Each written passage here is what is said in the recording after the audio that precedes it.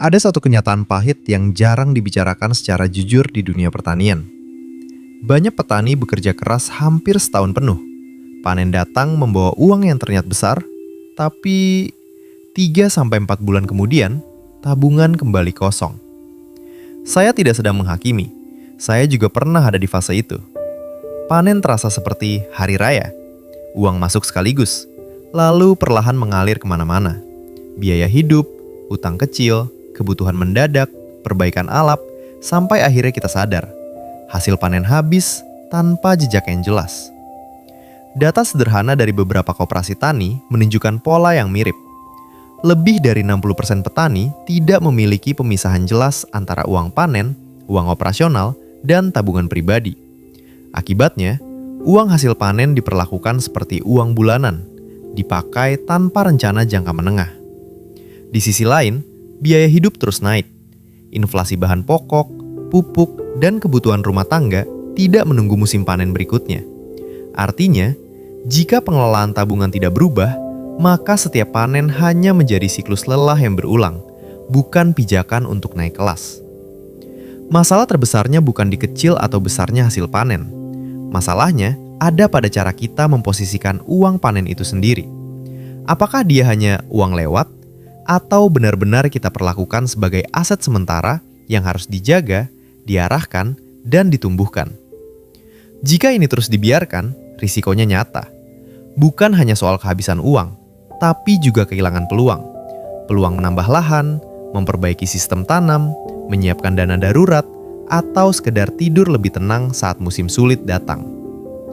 Di video ini, saya tidak akan bicara teori keuangan rumit. Saya ingin mengajak kamu memahami cara berpikir yang lebih tepat tentang tabungan petani. Cara yang realistis, bisa diterapkan, dan sesuai dengan ritme hidup di lapangan. Kalau kamu merasa topik ini dekat dengan kehidupanmu, silakan like video ini, bagikan ke sesama petani, dan tuliskan di komentar, berapa lama biasanya uang panenmu bertahan? Karena setelah ini, kita akan mulai membedah akar masalahnya secara jernih dan tenang. Sekarang kita masuk ke bagian yang sering dihindari, tapi justru paling menentukan. Mengapa uang panen cepat habis, bahkan ketika hasilnya terlihat cukup besar? Masalah ini jarang disebabkan oleh satu keputusan besar. Hampir selalu muncul dari kumpulan kebiasaan kecil yang dianggap wajar. Akar pertama adalah tidak adanya pemisahan fungsi uang. Bagi banyak petani, uang panen dianggap satu kantong besar. Dari situ, semuanya diambil. Biaya rumah tangga, sekolah anak, kebutuhan sosial, perbaikan alat, bahkan keinginan yang sempat tertunda. Secara logika, ini berbahaya. Karena uang panen sejatinya bukan uang bulanan. Dia harus menopang hidup beberapa bulan ke depan, termasuk masa tanpa pemasukan. Riset sederhana dari Lembaga Keuangan Mikro di pedesaan menunjukkan, petani yang tidak memisahkan uang panen rata-rata mengalami kekurangan kas 2-3 bulan sebelum musim panen berikutnya. Bukan karena hasilnya kecil, tapi karena ritme pengeluarannya tidak selaras dengan ritme pendapatan. Akar kedua adalah ilusi uang besar datang sekaligus. Ketika uang masuk dalam jumlah besar, otak kita cenderung menurunkan kewaspadaan. Pengeluaran yang biasanya dipikir 2 kali terasa lebih ringan. Bukan karena kita boros, tapi karena kita salah membaca situasi keuangan. Kesalahan umum di sini adalah berpikir, masih ada panen berikutnya. Padahal, panen berikutnya belum tentu sama. Cuaca, hama, harga pasar, semuanya bisa berubah. Akar ketiga yang jarang disadari adalah tidak adanya target tabungan yang konkret. Banyak orang berkata, saya menabung kok. Tapi ketika ditanya untuk apa, berapa lama, dan berapa jumlah idealnya, jawabannya sering mengambang. Tanpa tujuan yang jelas, tabungan mudah dikorbankan. Sedikit demi sedikit diambil tanpa rasa bersalah, karena tidak terasa seperti melanggar rencana apapun. Dan yang terakhir, ini soal pola pikir jangka pendek. Bukan karena petani tidak cerdas, tapi karena tekanan hidup membuat fokus kita sempit. Yang penting hari ini aman, besok masih bisa makan. Sayangnya, pola pikir ini jika tidak disadari membuat uang panen selalu habis di tempat yang sama, dengan cerita yang sama. Kabar baiknya, semua akar masalah ini bisa diperbaiki. Bukan dengan menambah jam kerja, bukan dengan berharap harga naik, tapi dengan mengubah cara kita memahami dan memperlakukan tabungan itu sendiri. Di bagian berikutnya, kita akan menyusun kerangka berpikir sederhana, bukan rumit, agar uang panen mulai bekerja untuk kita, bukan sebaliknya. Sebelum kita bicara langkah teknis, kita perlu menyepakati satu hal penting. Uang panen bukan milik hari ini, tapi milik rentang waktu. Inilah kesalahan berpikir yang paling sering terjadi. Uang panen diperlakukan seperti gaji bulanan, padahal sifatnya justru mirip modal kerja yang harus bertahan berbulan-bulan. Kerangka berpikir pertama yang perlu kita pahami adalah ini. Panen sama dengan siklus, bukan peristiwa tunggal. Artinya, setiap rupiah hasil panen harus tahu tugasnya. Apakah dia untuk hidup harian, untuk operasional tanam berikutnya, untuk tabungan aman, atau untuk pengembangan. Kalau semua uang masuk ke satu tempat, maka tidak ada satupun yang benar-benar bekerja optimal.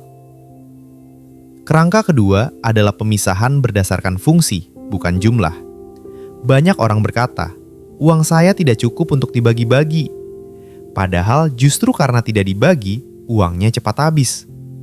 Coba bayangkan hal sederhana ini. Jika kamu menabung 1 gram emas per bulan dari hasil panen, dalam setahun kamu punya 12 gram. Bukan jumlah yang fantastis, tapi cukup untuk menjadi penyangga saat harga jatuh atau gagal panen kecil. Prinsipnya bukan di besarnya angka, melainkan konsistensi dan arah. Kerangka ketiga adalah waktu lebih penting daripada nominal. Uang yang bertahan 8-10 bulan jauh lebih bernilai dibanding uang besar yang habis dalam 3 bulan. Karena tujuan utama tabungan petani bukan untuk terlihat kaya, melainkan memberi ruang napas. Ruang untuk berpikir jernih saat mengambil keputusan tanam. Ruang untuk tidak menjual hasil terburu-buru. Ruang untuk tidak berutang saat musim sulit. Di sini kita mulai melihat hubungan sebab akibatnya. Ketika uang panen dipisah sejak awal, pengeluaran menjadi lebih sadar. Ketika ada tabungan yang tidak boleh disentuh, maka keputusan belanja otomatis lebih rasional. Bukan karena kita menahan diri secara emosional, tapi karena sistemnya memang membatasi. Kerangka terakhir yang perlu kita pegang adalah ini. Tabungan bukan sisa uang, tapi pos pertama. Kalau menunggu sisa, tabungan hampir pasti tidak pernah ada. Sebaliknya, ketika tabungan ditentukan sejak awal, meski kecil, maka sisa uanglah yang menyesuaikan gaya hidup. Ini bukan teori kota, ini logika dasar pengelolaan siklus pendapatan tidak tetap. Dan kalau kerangka ini sudah jelas di kepala, maka solusi yang akan kita bahas selanjutnya tidak lagi terasa berat atau menakutkan, melainkan masuk akal, realistis, dan bisa langsung dijalankan. Sekarang kita masuk ke bagian paling praktis. Bukan teori, bukan konsep besar, tapi langkah nyata yang bisa langsung kamu terapkan setelah panen berikutnya. Langkah pertama, pisahkan uang panen dalam 24 jam pertama. Ini krusial. Begitu uang panen diterima, jangan biarkan dia menginap terlalu lama di satu tempat. Karena semakin lama, semakin besar godaan untuk dipakai tanpa rencana. Secara sederhana, bagi hasil panen ke dalam 4 pos utama. Pos pertama, biaya hidup bulanan. Hitung kebutuhan realistis per bulan, lalu kalikan dengan jumlah bulan sampai panen berikutnya. Inilah batas aman pengeluaran harianmu. Bukan perkiraan, tapi angka yang disadari. Pos kedua, operasional panam berikutnya. Benih, pupuk, perawatan alat, dan biaya tak terduga kecil. Pos ini wajib ada agar kamu tidak mencampur modal dengan uang makan. Pos ketiga, tabungan aman. Ini bukan untuk investasi beresiko. Ini dana bertahan hidup. Bentuknya bisa tabungan terpisah, emas kecil, atau instrumen yang mudah dicairkan. Beberapa studi koperasi tani menunjukkan, petani yang memiliki dana cadangan minimal 3 bulan biaya hidup cenderung tidak berutang saat musim sulit. Pos keempat, pengembangan atau peluang. Jumlahnya boleh kecil, bahkan 5-10% sudah cukup. Yang penting, pos ini memberi arah bahwa hasil panen bukan hanya untuk bertahan, tapi juga untuk naik kelas. Langkah kedua, tetapkan aturan keras untuk tabungan. Tabungan aman tidak boleh diambil untuk konsumsi, hanya untuk kondisi darurat yang benar-benar mengganggu siklus hidup atau produksi. Aturan ini terdengar kaku, tapi justru membuat pikiran lebih tenang. Karena kamu tahu ada batas yang jelas. Langkah ketiga, gunakan sistem visual. Entah itu amplop terpisah, rekening berbeda, atau catatan sederhana di buku. Otak kita lebih disiplin saat melihat batas secara nyata. Survei kecil menunjukkan, orang yang memisahkan uang secara fisik atau visual lebih jarang melanggar rencana keuangan dibanding yang hanya ingat di kepala. Langkah keempat, evaluasi tiap 2-3 bulan, bukan tiap hari. Petani tidak hidup dari laporan harian. Cukup cek apakah tabungan aman bertambah, stabil, atau tergerus. Kalau tergerus, cari sebabnya, bukan menyalahkan diri. Terakhir, pahami ini. Strategi ini bukan untuk membuat hidup terasa sempit.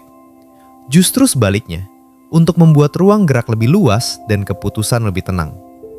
Dan di titik ini, kita mulai sadar bahwa semua langkah teknis ini tidak akan bertahan lama tanpa mindset yang tepat. Itulah yang akan kita rapikan di bagian berikutnya. Di tahap ini, kita perlu jujur pada diri sendiri. Banyak strategi keuangan gagal bukan karena salah hitung, melainkan karena cara berpikir kita belum sejajar dengan tujuan jangka panjang. Mindset pertama yang perlu kita reposisi adalah tentang kesabaran yang aktif. Mengelola tabungan petani bukan soal menahan diri tanpa arah, tetapi tentang menunda kesenangan demi kestabilan. Bukan menekan keinginan, melainkan memberi prioritas pada keberlangsungan hidup dan usaha. Kita sering merasa gagal menabung karena membandingkan diri dengan orang lain. Melihat petani lain membeli alat baru, kendaraan baru, atau membuka lahan lebih luas. Padahal kita tidak pernah benar-benar tahu kondisi kas di baliknya. Disinilah pentingnya pola pikir kalkulatif, bukan reaktif. Setiap keputusan pengeluaran perlu ditanya secara tenang. Apakah ini membantu siklus hidup saya bertahan sampai panen berikutnya, atau justru menggerusnya? Coba berhenti sejenak dan bertanya pada diri sendiri. Jika panen berikutnya mundur 1 bulan, apakah tabungan saya cukup? Jika harga turun 20%, apakah saya masih bisa bertahan tanpa berutang? Pertanyaan-pertanyaan ini bukan untuk menakut-nakuti, tapi untuk melatih pikiran agar terbiasa mengantisipasi, bukan bereaksi. Mindset berikutnya adalah memahami bahwa konsistensi mengalahkan semangat sesaat. Menabung sedikit tapi rutin jauh lebih kuat daripada menabung besar sekali lalu berhenti. Dalam konteks petani, ini berarti setia pada sistem yang sudah dibuat, meskipun hasil panen tidak selalu ideal. Kita juga perlu melepaskan anggapan bahwa disiplin keuangan itu menyiksa. Justru sebaliknya, disiplin memberi kita ketenangan. Ketenangan saat mengambil keputusan tanam. Ketenangan saat menghadapi musim sulit. Ketenangan karena tahu kita tidak berjalan tanpa pegangan. Dan yang terakhir, keseimbangan. Mengelola uang dengan logika tidak berarti hidup menjadi kering. Ada ruang untuk menikmati hasil kerja keras selama tidak merusak fondasi. Ketika logika dan ketenangan berjalan bersama, keputusan keuangan tidak lagi terasa berat, melainkan wajar dan dewasa. Di titik inilah, semua pembahasan tadi perlu kita simpulkan agar bisa benar-benar menjadi pegangan, bukan sekedar wacana. Mari kita tarik garis besar dari seluruh pembahasan ini dengan tenang dan jernih. Mengelola tabungan petani agar hasil panen tidak cepat habis bukan soal menambah penghasilan secara instan, melainkan soal mengubah cara memperlakukan uang panen. Ketika uang panen diposisikan sebagai siklus, bukan sebagai hadiah sesaat, maka setiap rupiah mulai punya fungsi yang jelas. Biaya hidup terkendali, modal tanam tidak tercampur, tabungan aman terbentuk, dan peluang pengembangan perlahan muncul. Hasil nyatanya bukan hanya angka di rekening, yang berubah adalah cara mengambil keputusan.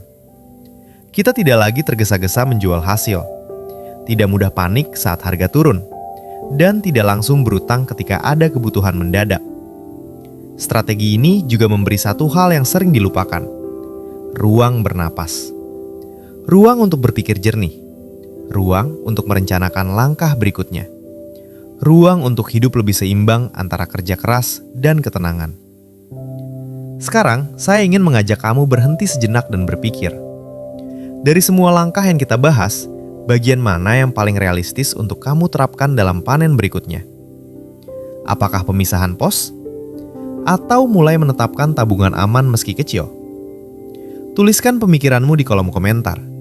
Bukan untuk pamer, tapi untuk melatih kesadaran dan komitmen pada diri sendiri.